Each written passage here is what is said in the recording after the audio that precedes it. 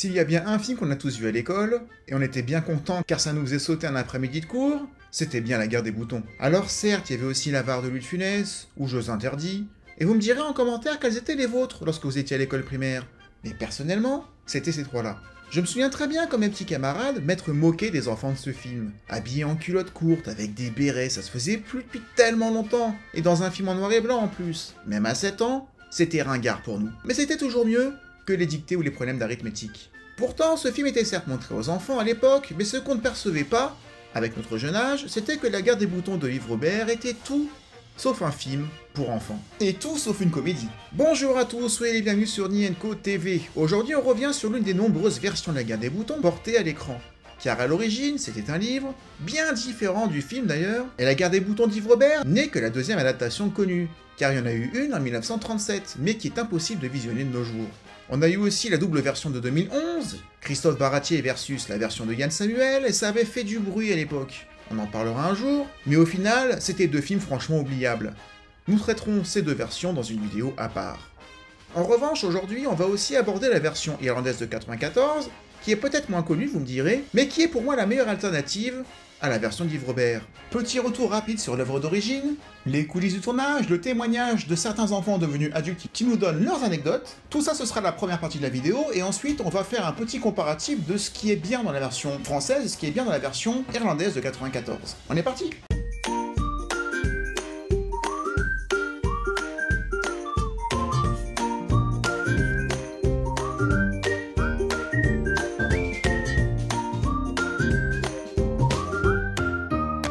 Commençons par les bases. La Guerre des Boutons, c'est d'abord un livre écrit par Louis Pergaud, sorti en 1912 et qui raconte la guerre que se livrent les enfants de deux villages, les Longevernes menés par Le Braque, secondés par Camus, La Crique, Tintin, les Gibus, le Grand et le Petit, ou encore Baccaillé, le Boiteux, qui livrent après l'école des batailles sans merci contre les Vellerans, menés par l'Aztèque, secondés par Torgueul, Mig la Lune ou encore Tati, le plus costaud de la bande et le plus bête aussi, absent dans la version de 62, mais présent dans la version de 94.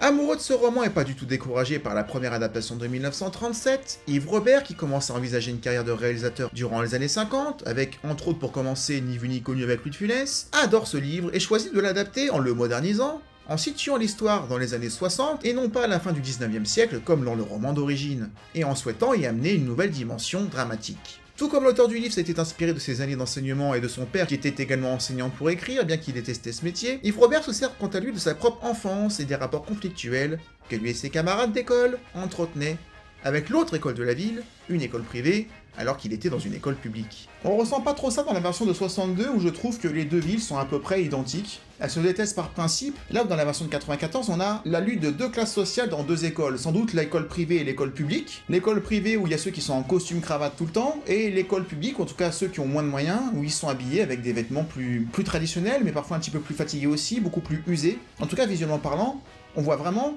les deux clans, on peut pas les mélanger. Là où la version 62, quand il y a une bataille, pour différencier qui est qui, c'est plus compliqué. Mais pour en revenir à la version 62, les producteurs refusaient à l'époque de financer un tel projet qui n'avait aucune tête d'affiche du côté des adultes. Même si dedans ils étaient pas connus à l'époque, on a quand même Michel Galabru, Jean Richard ou Pierre Tchernia. Mais ce qui était bien, c'est que La Guerre des Boutons, c'est l'histoire d'enfants. On voit les adultes depuis le regard des enfants, donc il faut pas trop mettre en avant les adultes. L'erreur ou les erreurs, parce qu'il y en aura plein, que feront les deux films de 2011, où on va te mettre un casting XXL, comme c'est exigé à l'époque en 62, d'acteurs connus, Gérard Jugnot, Cadmerade, il y avait qui d'autre, Guillaume Canet aussi. C'est pas ça que je voulais voir dans La Guerre des Boutons, c'est pas La Guerre des adultes que je veux voir. Personne ne voulait le faire. Un film avec des gosses, qui voulez-vous que ça intéresse? Alors moi j'avais une réponse toute faite, pour chacun qui nous disait, qui voulez-vous que ça intéresse? J'ai dit, c'est le produit qu'on fabrique le plus au monde.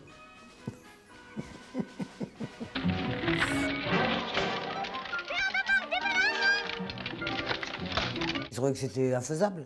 Qu'à cela ne tienne, il choisira de se produire tout seul, enfin avec sa propre femme, Actrice au demeurant, en fondant leur propre société de production, et en faisant appel à des fonds étrangers, américains en l'occurrence, et ils seront confortés par le carton que fera le film à sa sortie, dont nous reparlerons plus tard, mais cette société de production produira par la suite, durant plusieurs décennies, tous les futurs projets du réalisateur, voire ceux des autres, que ce soit Alexandre le Bienheureux, le Distrait, les Malheurs d'Alfred, le Grand Blond et sa suite, Un éléphant ça trompe énormément, Nous irons tous au paradis, La gloire de mon père, Le château de ma mère, etc. Tout ça grâce à ce premier coup d'essai qui a été un véritable coup de maître. Ils ont tout battu sur un film. Et même le compositeur José Bergman, que je connais pas, le thème de La guerre des boutons, c'est mythique.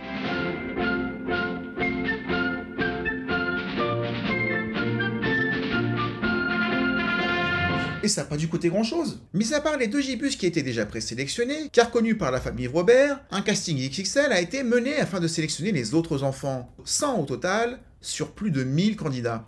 Avec des sélections sur photo, lecture de répliques du film, et avec pour seule condition d'avoir suffisamment d'affaires sur eux pour tenir les 2 mois du tournage. Ce qui ne sera pas évident pour tous, car toutes les familles n'avaient pas les mêmes moyens financiers. Je m'appelle Daniel Tuffier, qu'est-ce que je fais dans le film? Une scène en particulier où je cherche mes lunettes et je le roule à 2 lignards. Mes lunettes, les gars, vous avez pas vu mes lunettes? Moi, normalement, je ne devais pas tourner. En fait, j'avais été sélectionné par les photos et puis par le petit texte que l'on avait d'ailleurs récité ici, d'ailleurs dans son bureau. Mes parents, qui étaient extrêmement modestes, avaient un souci par rapport au pactage qu'il était nécessaire d'avoir pour pouvoir être ici, pour ces 2 mois et demi. Là. Et en fait, ma mère a refusé. Ceci dit, un autre jeune acteur a été repéré sans qu'il ait postulé de lui-même. Le Braque, alors qu'il jouait au foot avec des amis, et qu'il en était venu aux mains avec un adversaire. Le Braque joue au football, et il y a un copain qui lui a dit « Ouais, mais attends, t'as mis une main là ». Le Braque est arrivé devant le copain qui lui a dit ça, il fait « Regarde ma main où elle va ». Il lui a mis une tarte. Et des types qui étaient un petit peu plus loin, qui étaient en train de filmer, l'ont appelé. Donc il est arrivé, il a dit « Qu'est-ce qu'il y a, on n'a plus le droit de faire ce qu'on a envie là ?» Et les gars qui étaient en train de filmer ont fait « Non, on est uniquement en train de faire un repérage ». Ils lui ont donné une carte. Le tournage a été conçu comme une véritable colonie de vacances pour les enfants, dont la plupart n'étaient jamais partis en vacances d'été. Alors certes, le tournage se passera en Yvelines, pas très dépaysant, mais peu importe. C'était une véritable chance pour eux que de passer 2 mois avec d'autres enfants, sous les tentes, à la belle étoile, mais sans avoir forcément pleinement conscience qu'ils avaient un vrai travail à faire. En revanche, sans enfants à loger ou sans enfants à nourrir, ou même à gérer, c'est un métier. Et c'est grâce à une association de scouts, âgés de la vingtaine, et dont le métier était de s'occuper d'eux pendant les vacances d'été, qu'ils seront pris en charge, que ce soit hors du tournage ou sur le plateau, moyennant 10 accompagnateurs sur place, 1 pour 10 enfants. Des vacances sans parents, qui n'avaient le droit qu'à un seul jour de visite, le jour chômé, le dimanche. Cependant, la réalité était aussi tenace que la fiction. Les enfants étaient par exemple véritablement scindés en 2 camps. Les Longevernes d'un côté, et les Vellerans de l'autre. L'acteur jouant l'Aztèque, par exemple, comme dans le film, n'avait aucune sympathie pour l'acteur qui jouait le Braque. Dans le film, je joue le rôle du méchant, l'Aztèque, chef des Vellerans. Nestor, Langeverne, non mais sans blague. Un facteur, c'est à l'État d'abord. Parfaitement, c'est à personne. Je me souviens pas de bons souvenirs avec le Braque. Lui, il avait son rôle, moi le mien, je l'interprète comme ça, mais lui peut-être pareil. Hein, avec d'autres gamins, ça a mieux pris. Ah bah moi je suis le petit gibus et le grand gibus. C'était totalement séparé pour pas qu'on ait du tout de fraternité, de copains à se faire dans le village adverse. Je suis Marie-Catherine Michanska-Faburel et je suis la Marie-Tintin de la Gare des Boutons, copine de Lebrac. Moi j'étais toujours avec les Longevernes, de toute façon. Quand je mangeais le midi, j'étais avec les Longevernes. J'étais pas avec les Vellerans. J'étais dans mon camp. Surtout que j'étais la copine du chef alors. Je dirais qu'on jouait et puis on se faisait encore la guerre, hein, parce que ça continuait après le film, la guerre. Hein. Je veux dire, il y avait vraiment les gamins de Paris et puis les gamins d'ici, quoi. Et on n'avait pas les mêmes jeux, on n'avait pas du tout la même façon de se mouvoir, et c'est à qui allait épater l'autre. Et donc, il y avait une compétition permanente entre nous, quoi. C'est celui qui allait faire la plus grosse bêtise, la plus grosse connerie, quoi. Je veux dire, c'est clair. On était vraiment, enfin, j'ai bien senti que tous les mots étaient les personnages du film. Bon, le Braque, c'est devenu le chef immédiatement en 4 secondes, et tout s'est organisé derrière, et chacun avait son rôle. Les personnages sont vraiment devenus ce qu'ils étaient. On était tous les personnages du film, quoi. Et il y avait une profonde détestation entre les Longevernes et les Vellerans. De la même manière, la jeune comédienne qui jouait Marie, l'unique fille du groupe, était réellement prisée par tous les garçons du tournage. Mais ceux-ci savaient qu'elle était la promise de Le Braque dans le film, et donc, par extension, de son interprète lui-même. Oui, bien sûr, une seule fille dans un groupe comme ça, évidemment, oui. Oui, oui. C'est vrai qu'il y avait aussi des compétitions de ce côté-là, oui, c'est sûr. Ou encore, autre exemple, l'acteur qui jouait Baccaillé, le traître des Longevernes, était jugé comme tel par les autres enfants qui connaissaient l'histoire du film. Et il était vraiment donc traité à part sur le tournage et très peu apprécié. Les acteurs étaient devenus les personnages. C'est du pain béni pour Yves Robert, même si ça veut pas dire que tout a été facile pour autant. Un des mauvais souvenirs, c'était quand le Baccaillé revenait en pleurant. Ah ouais. On était mal, Avec la parce chemise, que tout. quelque part on s'est dit, c'est notre faute, quoi. Parce qu'on n'était pas, on était tellement comme il dit dans l'histoire que même dans l'équipe de tous les enfants, enfin disons la colo de vacances, c'était toujours, il était à part, il était pas aimé, c'était pas drôle, quoi. Et on était un peu salauds, quoi. On était un peu comme dans le film, on était ensemble les mêmes et tout, et lui il était à part. C'est un personnage qu'on n'aimait pas du tout, comme il est dans le film, puisque d'abord il est le traître, ensuite il était gros pour nous. J'étais filiforme à l'époque, j'ai bien changé d'ailleurs. Et donc lui, par exemple, vraiment on l'avait, on ne l'aimait pas du tout, quoi. Non, prends l'air encore 5 minutes. Je crois que ça te fera du bien, hein?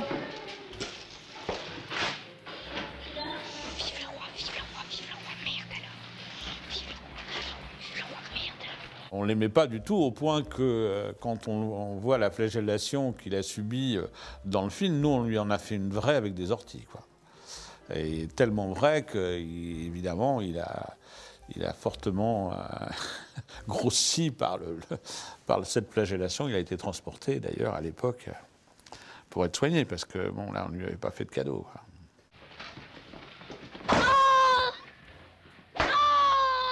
Autre complication, toutes les scènes tournées avec le grand et le petit Gibus étaient compliquées, tant le grand frère souhaitait soutenir le petit, quitte à lui souffler son texte durant les prises face caméra.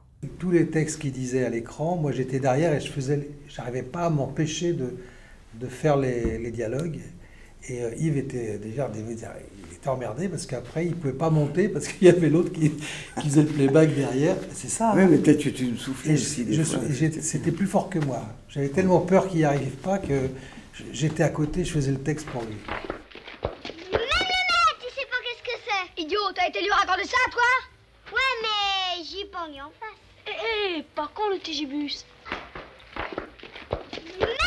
Tu sais pas qu'est-ce que c'est? Idiot, t'as été lui raconter ça, toi? Ouais, mais j'y pogne en face. L'un des enfants devait être apte à faire du vélo, et en plus avec un autre enfant à l'arrière. Sauf que l'enfant en question avait caché durant tout le tournage qu'il ne savait pas faire du vélo. Il fut alors décidé au dernier moment de choisir un autre, qui avait, à ce moment-là, aucun rôle particulier dans le film. Mais il avait la qualité d'être assez casse-cou, et il sera choisi, à chaque fois, même s'il n'a pas de rôle attitré, pour les actes physiques, que ce soit conduire le vélo, ou réaliser les quelques cascades. Et lui, il m'a regardé, il a vu que j'étais pas trop maladroit physiquement, tu vois. Et en fait, je suis venu un peu le cascadeur. Je n'étais pas tout seul, il y avait 2-3 autres gamins aussi qui étaient un peu physiques comme ça, des enfants qui venaient du cirque. Et donc, dans les plans, quand tu vois un mec tomber dans l'eau ou tomber d'un arbre, c'est moi, quoi. Tu vois, le premier mec qui saute dans la boue, c'est moi.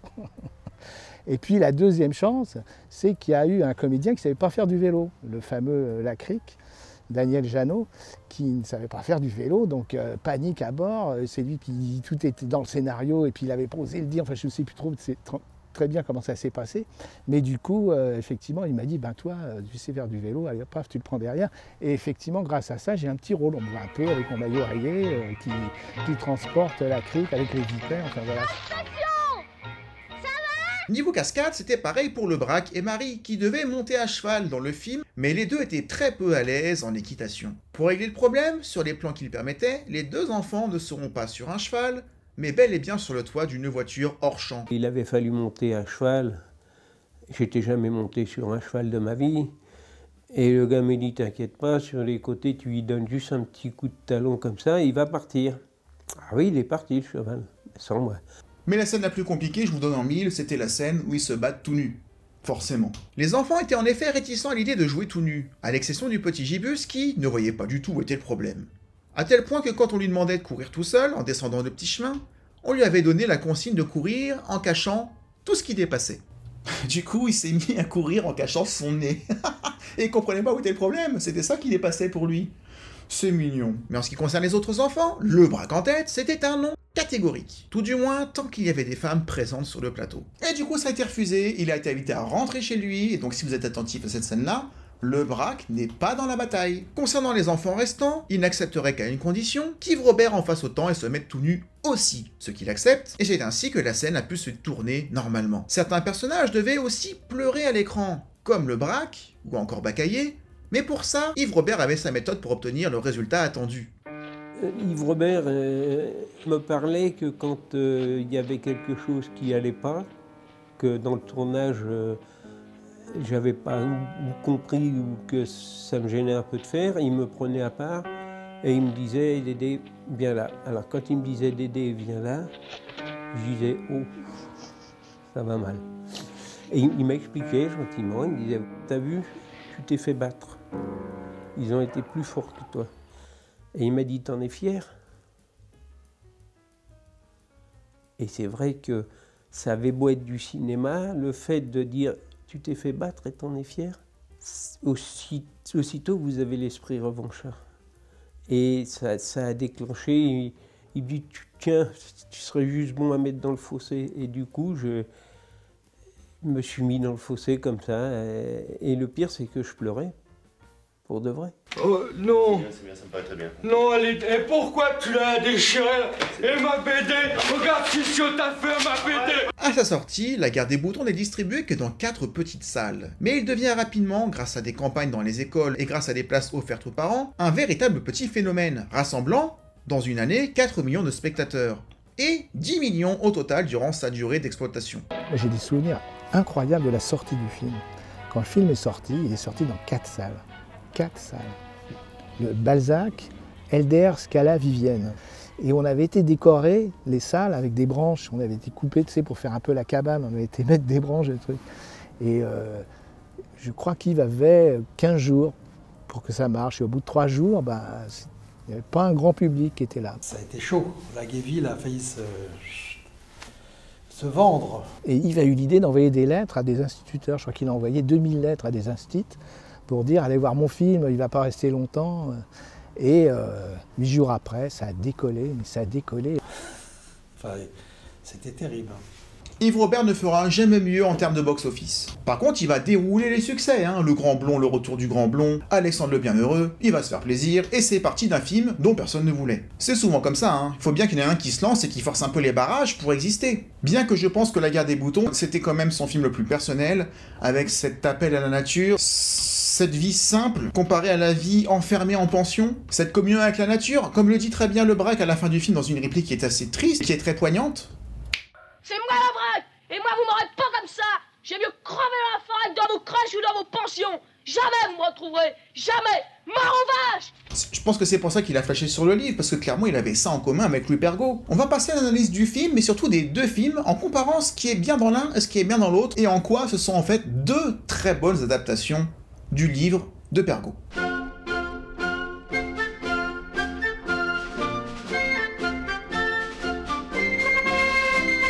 Ce qui est intéressant en analysant les 2 films, c'est que dans la version d'Yves Robert, on oppose souvent la royauté et la République, dans le cadre de l'histoire française bien évidemment. Mais la version irlandaise traite le sujet avec leur propre histoire, à savoir l'indépendance de l'Irlande en 1922, à l'exception de l'Irlande du Nord qui est restée au sein du Royaume-Uni. Mais dans les 2 cas, je ne vois pas en quoi ces films sont des films pour enfants, même si la version irlandaise reste plus légère que l'autre. On assiste dans les 2 versions au triste et pénible spectacle d'enfants battus par leurs parents, que ce soit à coups de fessée ou à coups de ceinture, d'enfants vivant dans des conditions financières parfois difficiles, très inégales socialement, les enfants se rendant coup pour coup, se mettant des coups mais en prenant également par les adultes, se torturant les uns les autres, avec la menace de se couper le zizi, de se couper la langue ou de se crever les yeux. Alors on va lui crever les yeux avec une aiguille et les paupières avec du fil. Non, baissez-lui son froc. C'est dur La Guerre des Boutons. Les scènes où le Braque se fait battre par son père m'ont toujours marqué quand j'étais jeune. Et je ne percevais pas le côté comique quand la poignée de la fenêtre reste dans les mains du père parce qu'il a ouvert trop fort. C'est quelque chose, hein? Ah!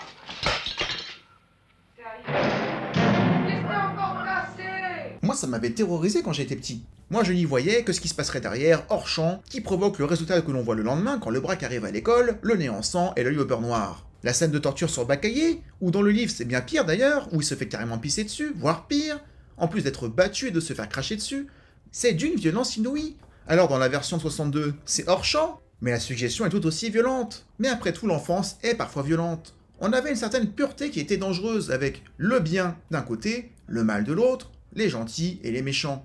Après, il y a aussi beaucoup de beauté liée à l'enfance. Cette maison qu'ils construisent de leurs propres mains, en pleine forêt, avec la vie idéale sans adultes, sans parents, qui plus est en se débrouillant seul pour vivre ou se procurer de quoi manger et boire, surtout le braque, qui malgré son côté cancre à l'école, sait faire un feu, sait pêcher, ou se débrouiller en forêt. Et c'est là la version française est meilleure, c'est que le braque, comme il est seul, il fait beaucoup plus de peine que quand ils sont deux dans la version irlandaise où ils se soutiennent et se serrent un peu les coudes. Là, le braque, il a comme seul ami son lapin et les animaux. Et puis pour faire diversion, il est obligé de relâcher le lapin et de le faire tuer par les chiens des chasseurs. C'est une scène pareille qui me... C'est foutu. Tu peux plus faire autrement, mon vieux. Il y a pas mal de scènes dans La Guerre des Boutons qui sont une épreuve à regarder dans la version française, là où la version irlandaise, encore une fois, est beaucoup plus légère. Je me risque même à dire qu'il y a un côté ça de Stephen King dans La Guerre des Boutons, ou plutôt que dans ça de Stephen King, il y a de La Guerre des Boutons. Dans le cas précis ici, sans le clown, où le clown, c'est l'adulte. Le clown, c'est les parents. En tout cas, du point de vue des enfants. Il y a même assez peu de scènes de comédie dans La Guerre des Boutons de 62. Il y en a peut-être 3 en 1h30. Celle où les pères vont chercher le braque et picolent en route et rencontrent les parents de l'autre village et qui se font toujours la guerre comme quand ils étaient gosses et comme leurs gamins, et qu'en fait ils ont pas vraiment grandi. Barrez-vous d'abord les Vélorans! Territoire de Langeverde ici! À cul les Vélorans! Au chat des Langeverde! Ça c'est très drôle. La scène dans le dortoir dans les deux versions, c'est toujours sympa quand tu les vois se retrouver alors qu'ils sont tous les deux abattus avec une espèce de directeur de pensionnat qui a une tête de 6 pieds de long qui a l'air de vouloir faire son dur histoire de les mater, mais ça va pas durer longtemps.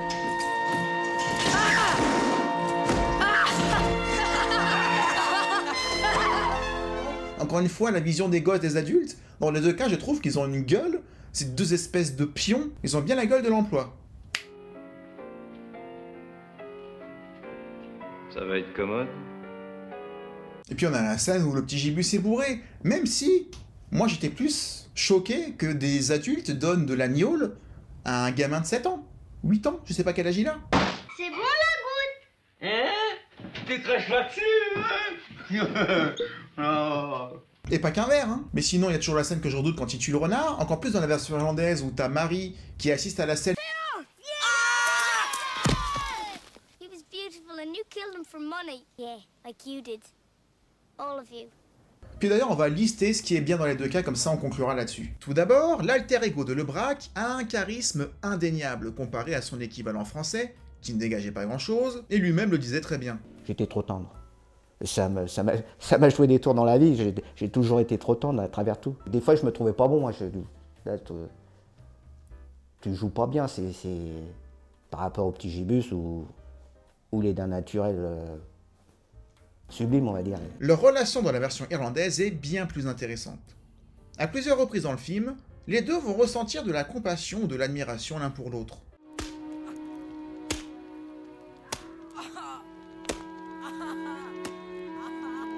La relation entre les deux est ultra intéressante dans la version irlandaise et quasiment inexistante dans la première version. D'ailleurs, dans la version irlandaise, Fergus, ou le braque en français, ne fugue pas tout seul. Il se retrouve à deux à vivre en forêt et en profite pour rire de bon cœur de l'idée du tracteur et de la guerre qu'ils ont fait, ne comprenant finalement pas le sens de pourquoi ils se sont battus. J'apprécie également dans la version irlandaise l'apport des filles. Dans le 1, il y en a qu'une et elle sert qu'à coudre et à soigner. C'était pas très avant-gardiste même pour l'époque. Mais dans la version de 94, nouvelle décennie oblige, elle participait pleinement à la bataille.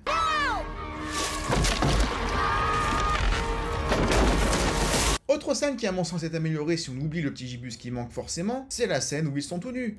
Puisque dans cette version, les filles font partie du groupe, et ils n'avaient pas du tout calculé qu'ils se retrouveraient tout nus devant elles, ce qui a forcément des conséquences.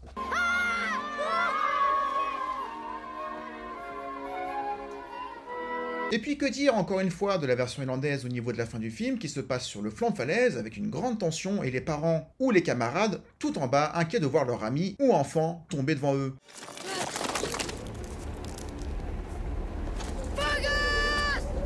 Et cet hélicoptère inquiétant, menaçant qui est censé pourtant les secourir, mais qui est perçu du point de vue de l'enfant comme une menace. Ou encore une fois, mis à part le professeur, l'adulte est un ennemi. Et encore une fois, dans les bons ajouts, il y a aussi une belle romance entre Marie et Fergus, dans la version irlandaise, surtout qu'elle laisse planer le doute à la fin du film en disant qu'elle épousera l'un des deux et que l'autre sera leur meilleur ami. Mais elle ne dit pas qui est qui et joue là-dessus. Mais on sait très bien que ce sera Fergus. Il y a beaucoup de signes dans le film que ce sera lui. Après tout, on a déjà tout vu.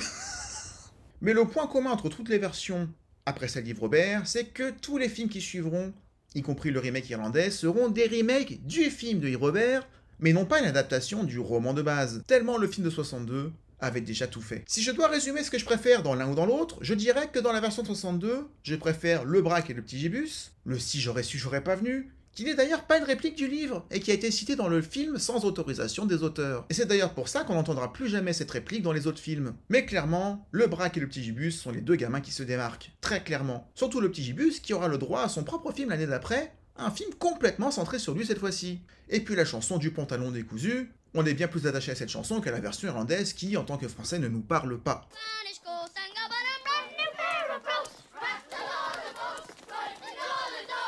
Et puis j'adore le personnage du prof, surtout dans la version française, qui est à la fois dur, strict et sévère, mais toujours avec le sourire en coin, bien différent du prof du livre, qui est bien plus scolaire et qui ne comprend pas les enfants à qui il enseigne dans sa classe. Ici, il est beaucoup plus subtil et il est presque un père de substitution pour le Braque que son propre père. Et c'est pire dans la version irlandaise où le père de Fergus n'est apparemment même pas son père biologique, et c'est pour cette raison qu'il n'ira même pas le chercher en forêt, abandonnant carrément son fils adoptif. D'ailleurs, le professeur dans la version française, qui fera une pause de 20 ans dans sa carrière au cinéma après ce film, est aussi doubleur, et doubleur, figurez-vous, de plusieurs personnages dans Dragon Ball Z à la fin des années 80. Notamment de Tortue Géniale, s'il vous plaît, ou encore du Vieux Caillou, ou de C19 par exemple. Tous ceux qui avaient des voix de papy. Tortue Géniale, il passe comme ça avec sa barbe et tout ça. C'était lui. Et il faisait aussi Popeye ou Daffy Duck. Et dans la version irlandaise, je préfère le Lastek alias Geronimo et la Marie insexée de copine, qui font vraiment partie de l'histoire, qui jouent un vrai rôle. J'aime aussi le décor irlandais très vert et très dépaysant, ce qui était plus compliqué dans la version française qui était en noir et blanc, mais la version française était plus lourde avec l'arbre coupé, le lapin sacrifié. Et chaque visionnage du film est différent au fur et à mesure qu'on grandit. Et ça c'est assez fort parce que le film du coup ne vieillit pas. On le découvre avec un autre point de vue. Et j'ai même pas envie d'en choisir une, tant les deux versions ne sont pas concurrentes, contrairement aux deux à venir, mais complémentaires. Avec l'idée dans la version de 94 de moderniser le récit de l'année dans les années 90, ce qui était complètement logique. Ce qui nous a permis d'amener un autre regard sur la société, sans compter que changer de pays, pour nous Français, ça nous évitait la redite. Là où les deux prochains, encore une fois, bien qu'ils essayent d'y mettre la Seconde Guerre mondiale ou la guerre d'Algérie comme prétexte, n'amenait finalement dans mes souvenirs pas grand chose d'autre. Sujet d'une vidéo future. On en parlera peut-être l'année prochaine, on verra. En tout cas, c'est tout ce que je voulais dire, tout ce que je pouvais vous dire sur le film de 62, avec un peu le film de 94. Est-ce que vous le connaissiez celui-là? En tout cas, je vous le recommande, il est rare en France. Mais si vous l'avez sous la main, je vous conseille de le regarder, vous serez surpris, parce que pour moi, les deux versions sont très bonnes. Alors on va dire qu'il y en a une qui est plus classique, qui est plus dure qu'en noir et blanc, qui est un peu plus la nôtre, on va dire, si on est chauvin.